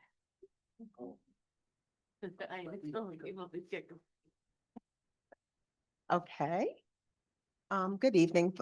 First, I want to thank all of the presentations done. They were amazing. To Ms. Marks, Acting Superintendent, Ms. Parchment, Mr. Whiting, and to the young lady, I don't know her name. I'm sorry, the student, Dallas Patway. Thank you for your courage and your passion for, bringing to our attention the lack of girls' sports. I know the importance of sports. It is much more about winning I mean, it's not just about winning, it's about developing so many aspects of your life, being a team player, for one. So I'm excited that the district is going to do something about this. And I'm looking forward to the Lady Comets coming back. Thank you. Thank you. All right, trustee Amar Hamza. First, I wanted to begin just by thanking all of our schools across the district for the excellent Hispanic Heritage Month celebration last night at the high school, as well as all of the activities that have been happening in the last few weeks. And I do want to wish an upcoming happy Diwali to all of our students and families that celebrate. I do want to, again, just congratulate and welcome our new student representative, Miss Gonzalez, who I know is long gone and very happy to be home. I also want to thank all of our staff who, as Trustee Gilmore said, put so much time and effort in giving us these excellent, detailed presentations. And again, thank you to Dallas and her mom for really raising the issue of really wanting to promote and increase recruitment for our middle school sports, especially our girls basketball, but really across all sports. So please help us to spread the word across the district. And again, thank you to Assistant Superintendent Marks, Ms. Lineski, and to all of our administrative team who helped put together those very detailed presentations.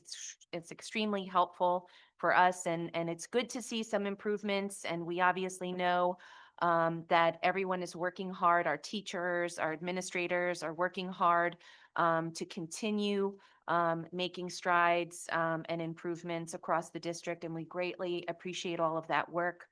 I do also want to congratulate our new business administrator, Dr. Stephen Lewis, who's still hung in for this evening. So welcome. We definitely look forward to working together. We know we will have a lot to keep you very busy. And I would also like to once again just recognize our amazing acting business administrator, Lindita Gastra. She has just gone above and beyond and really doing double duty as our acting BA and assistant BA. And so we really, really greatly appreciate all of your hard work. It has not gone unnoticed. And lastly, I do want to just continue to acknowledge the hard work of our acting superintendent, Andrea Parchman. Thank you so very much for your continued dedication and hard work, also around the clock. And the team at central office, Assistant Superintendent Marks, all of our administrators, and really all of our staff across the district, our secretaries, our custodians, our teachers, your commitment for everything that you do for our students, because we know that that's really what all of this is all about. And lastly, a huge thank you to our board president for all of your leadership, and to all of my fellow trustees. We've had a lot of work, but it's really good to have such a collaborative spirit with everybody. So thank you all. Thank you. Trustee Pringle. There's a method to my madness. Okay, so y'all know how I do, echoing to everything, a lot of the things that my fellow trustees said, because I don't want to be too repetitive. I just want to make sure that I do highlight the highlights of celebrations and awareness of this month. As mentioned, Indigenous Day that has passed, Hispanic Heritage Month, Italian Heritage Month, Diwali coming up, Heart Health Month, Breast Cancer Awareness Month, and Cancer Awareness Month. I wanted to bring that. I wanted to also say that the Hispanic Heritage performance that went on yesterday was amazing. From ECDC all the way to the high school. It was phenomenal. And yeah, so it's late. Everybody have a blessed night. Get home safe. Thank you. Thank you. Trustee Martin. Yes, first, almost, I'd like to wish our president a belated happy birthday. What is it? Now, look at that big smile. She woke up, huh? She, I'm gonna tell her age. She's turned 32, a couple weeks ago. And, oh, no. Okay. First, I wanna just, mention Miss West. You, asked about power wash in the building, 2 meetings ago, and I missed, to let you know what the outcome was last month. And the outcome is that our custodians are looking into that, because of the weather. They hope to, look into that, during the spring. So, we'll keep our eye open and keep you informed on, during the spring when the weather get better. Hopefully, something like that can happen. Also, you had asked about the, female floaters.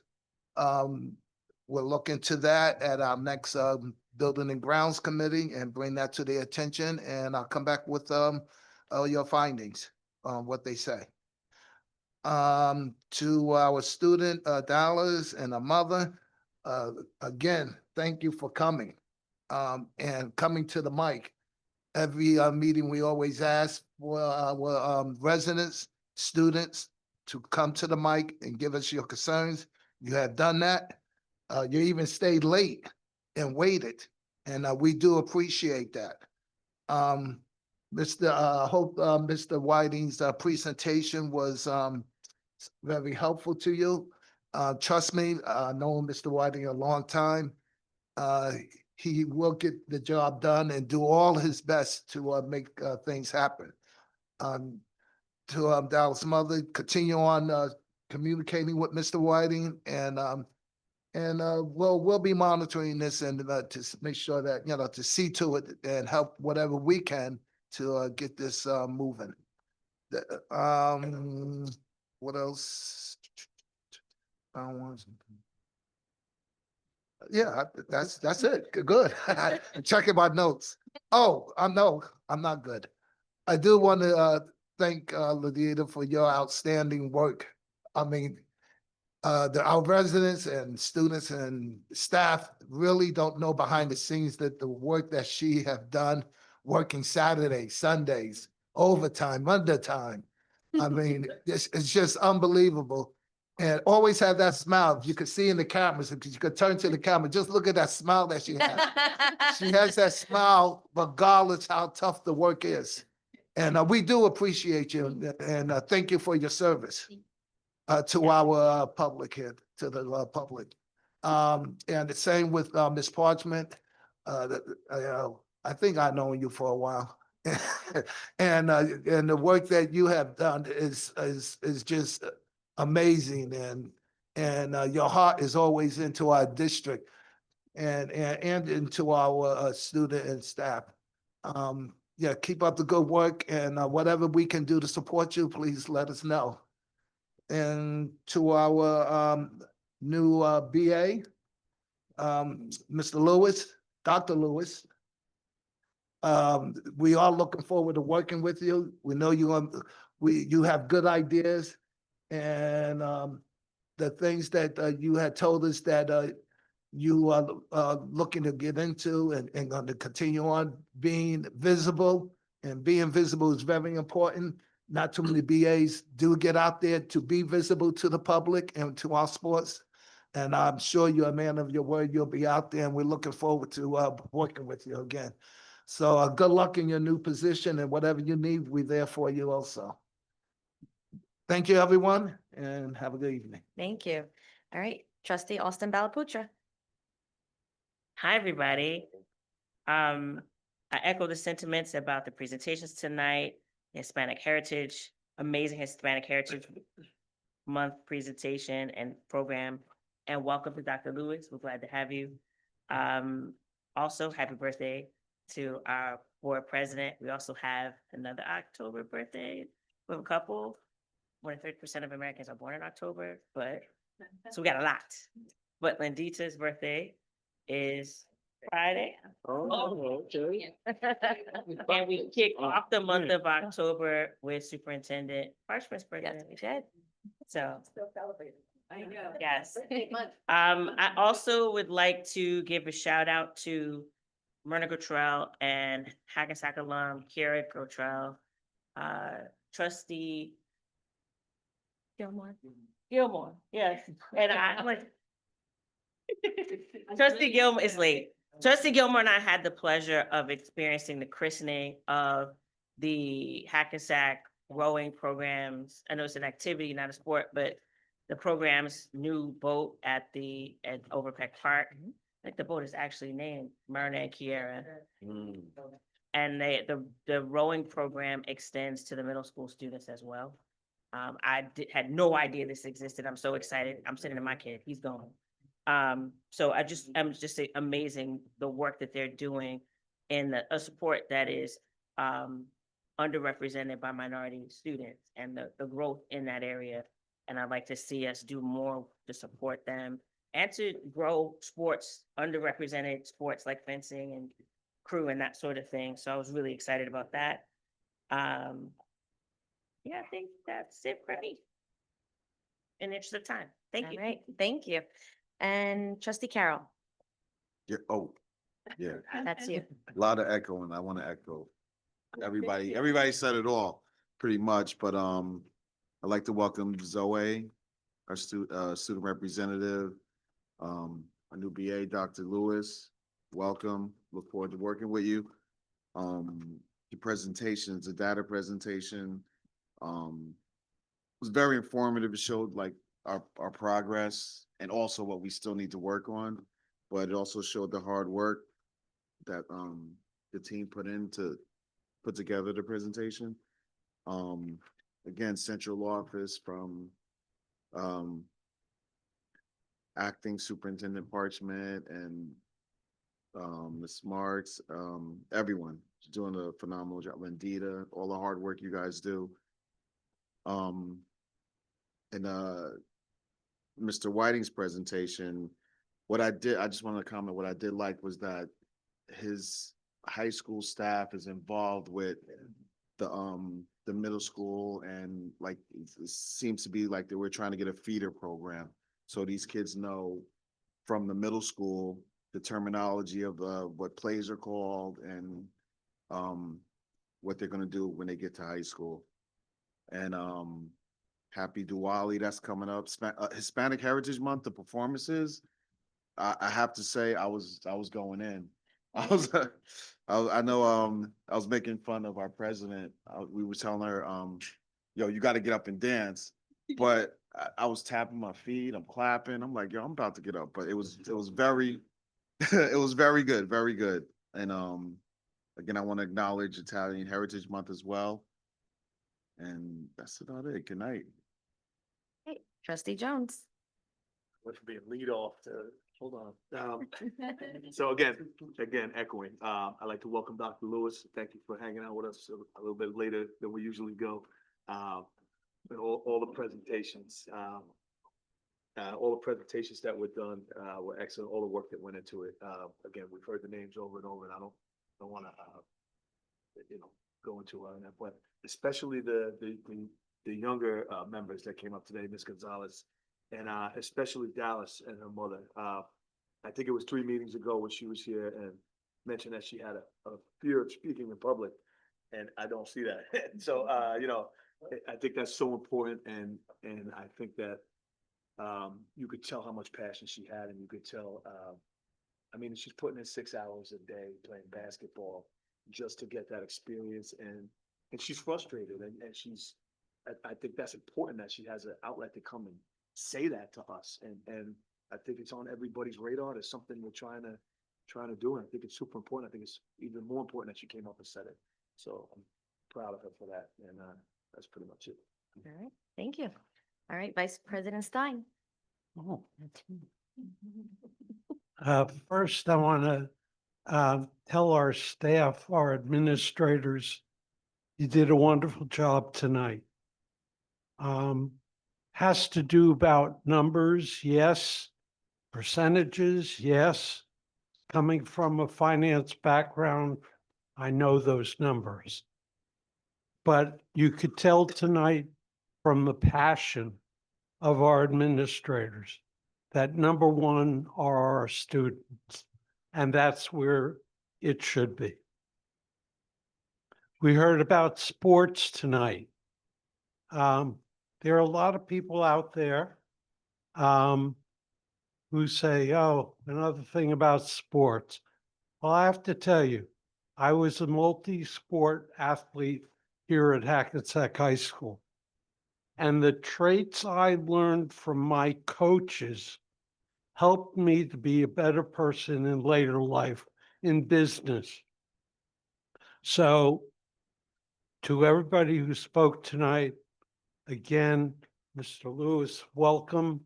You and I are going to get to know each other real well. We look forward to working with you. I wish everybody have a safe trip home tonight. The hour is late, and thank you very much. Madam President, it's up to you. Thank you. Okay, I'll be brief. So again, echoing a lot what my colleagues have said.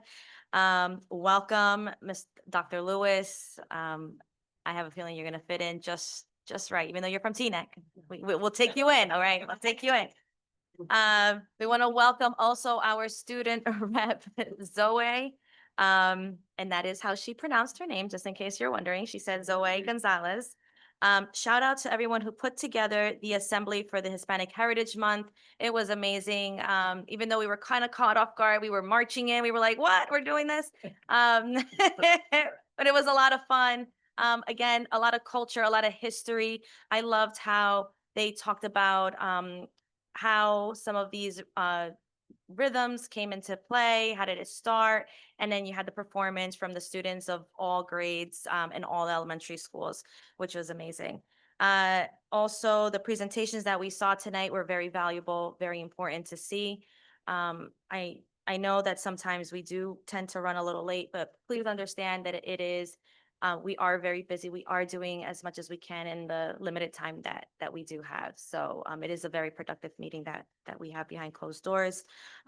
Especially, thank you to, again, Mr. Whiting and his presentation. We saw the need, and it's been something that has been brought up actually more than once and from the community. And to have the student, Ms. Pedway, come and be really concerned and be very upset, and that she has the passion, but she's also playing with students who are not at that level where she's at, is a very huge disadvantage for her, and she has nowhere else to go but to play with boys. And I'm glad that she expressed her concerns about, yes, she wants to play, but she also wants to play with people of the same gender, right? She wants to play with girls and have that camaraderie. So I completely understand that. And just a quick thing that's going on in the community. Before our next meeting on November 1st, the NAACP of Bergen County will be honoring 2 of our educators at a gala. So if you have the opportunity to go, I highly recommend to go. Hackensack is going to be shining bright that evening, and a lot of the board members will be present at this gala. And next week, the Board of Education, along with a lot of central office staff, administrators, will also be attending the New Jersey School Boards Association Convention. So we will see you all there. And that is the end of my comment. Can I have a motion to, oh, I'm so sorry. And again, happy birthday to Miss Lindita Gastra. You are amazing. I hope you have a wonderful birthday.